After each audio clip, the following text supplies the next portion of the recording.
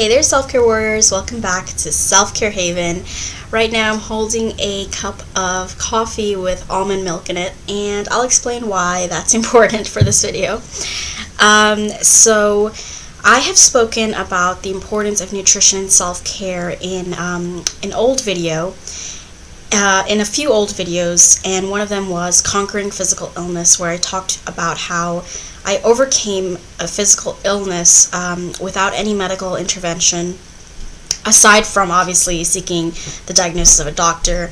I did not undergo any surgery or medical treatments. I basically just changed my entire diet, and I cut out all red meat. I started drinking green tea. I started drinking more water, fresh fruits and vegetables. I mean, just simple things that anybody can do, changing their diet. And it was so interesting how that simple change in diet completely reversed the illness. And it was so interesting how I needed such minimal medical intervention for that. Now, I'm not saying that if you have an illness you shouldn't seek medical treatment. You definitely should see a doctor, get your diagnosis. I'm just saying that holistic self-care also means that you can incorporate other alternative healing methods along with your traditional medical treatments. So always seek, advice from a doctor before following any of these tips or anybody else's tips in any other videos that you might have seen. But you should always look at both the alternative as well as the traditional, because as you know, obviously, the pharmaceutical companies do make a lot of profits out of you being sick. So that's a very simple way to put it. But basically, companies are profiting off the fact that you are sick. Doctors are making money, pharmaceutical reps are making money, and the drug industry is a huge one. It's a booming one, much like the meat and dairy industry. And when we think about big corporations that basically rule our world, we almost forget the investment they have in keeping the status quo alive. So when we think about the way that we've been traditionally taught to eat and consume food, we often don't think about the other side of it, which is that they want us as consumers to get their products. So they will do everything possible in order to maintain that status quo and to keep you in the dark a little bit about perhaps the side effects of traditional medical treatments. Now, I'm not saying that traditional medical treatments don't have value. They absolutely do. I'm just saying that there are also alternative treatments, alternative routes to healing that are not as emphasized enough. And it is those alternative routes that often become the cure. And not always. It's not always the case, but I find that alternative treatments tend to be understated in the healthcare field. I'm not a nutritionist, so please always consult a doctor if you are trying to change your diet or your lifestyle. Make sure that you're taking into account your own illnesses and your own conditions. I just wanted to share with you that I've actually started going towards more of a plant-based vegan diet, and this is totally surprising for someone like me because I love bacon, I love meat. I've been eating, fried chicken and just really unhealthy stuff my entire life. And even though the time that I was sick, I was not vegan, I was just more plant-based, but I didn't cut out all meat, just red meat out of my diet. I did see such a huge improvement from that I decided to revisit the idea of vegetarianism again. And then I learned so much more about the very inhumane ways that we treat animals in the meat and dairy industry. And I decided, why not just go completely vegan and try it out and see what it's like. So I'm only a few days in, and I'm not a full-fledged vegan or anything like that. I've done some full days of just eating vegan food, getting some, kind of vegan-style meat and vegan cheese, and they were actually pretty good. I was actually surprised because I am a meat lover, and so I didn't expect it to taste as good, but those portobello mushroom vegan burgers, they're actually pretty good. Just, season it a little bit with some barbecue-style spices. And I think most of all, we think of meat as this amazing product that we can't live without. And then I think about it more and I think, wait a minute, is it the meat itself that we like? I mean, obviously we like the texture of meat when it's cooked, but Or is it more of the seasoning? Because I found that even just putting that kind of barbecue style seasoning on a veggie burger really didn't make that much, like it made a little bit of a difference in the way that it tasted, and also once it was seasoned like meat, I couldn't really tell that much of a difference. Of course there's going to be a difference in the texture. I mean, it's not meat, but it is a healthier alternative to meat. And this is not a video that is going to serve as vegan propaganda or anything like that. Trust me, I'm just a newbie vegan. I'm not trying to push that down your throat.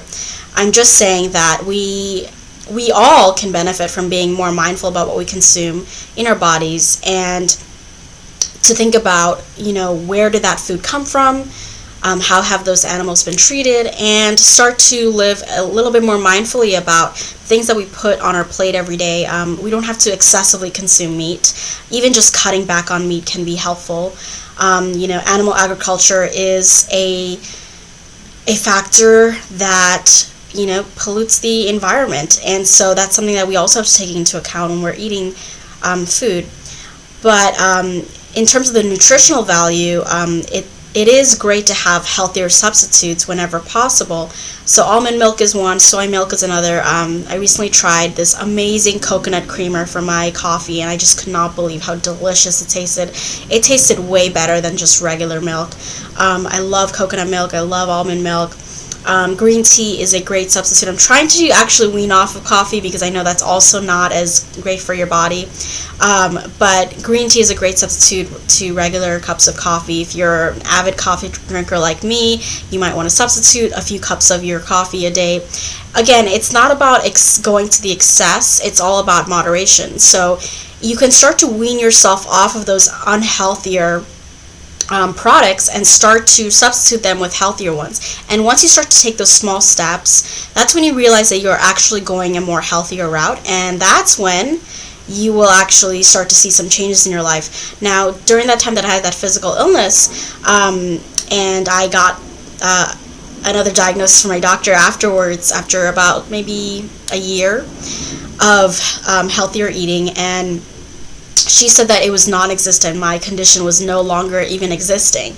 And that was so against the traditional kind of medical advice and the medical diagnosis that she had given me earlier on.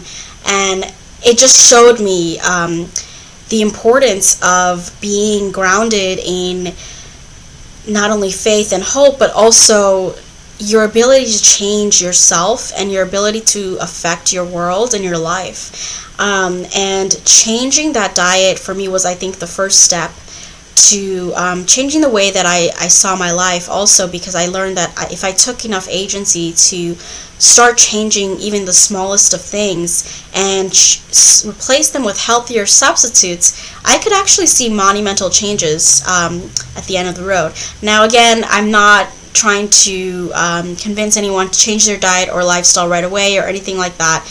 This is more of a video to share some inspirational hope about the things that you can change, and eating is one of them. If you want to eat more nutritionally, you know, it starts small. Start to substitute some of the more unhealthier products with healthier ones.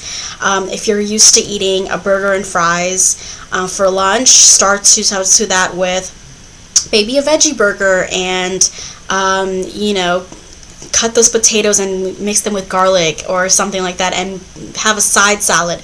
You know, there's ways to pretty up healthier food and make it very flavorful. I'm very much a lover of spice, so I love spicy food, and I just put spice on everything. And thankfully for me, like, I can use that very creatively on more healthier alternatives to dishes.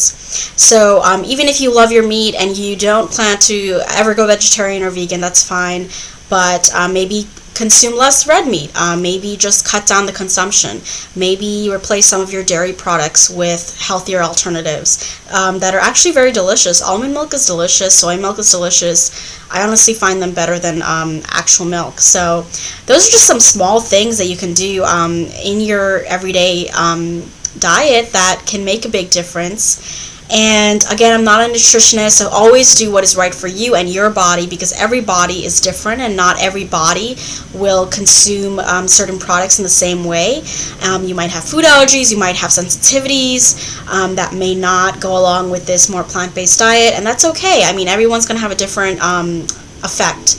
But I encourage you to just try it out and look at different diets, look at different types of foods, and try at least one thing today that you never tried before because you were kind of squeamish about, oh, this is more of a healthy food that's not really as tasty.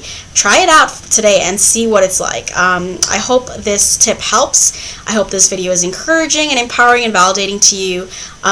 What are some lifestyle changes that you've made recently? Have you made any changes to your diet, or do you want changes to happen to your diet soon? If so, let me know your thoughts below, and I'll talk to you very soon. Until then, take care.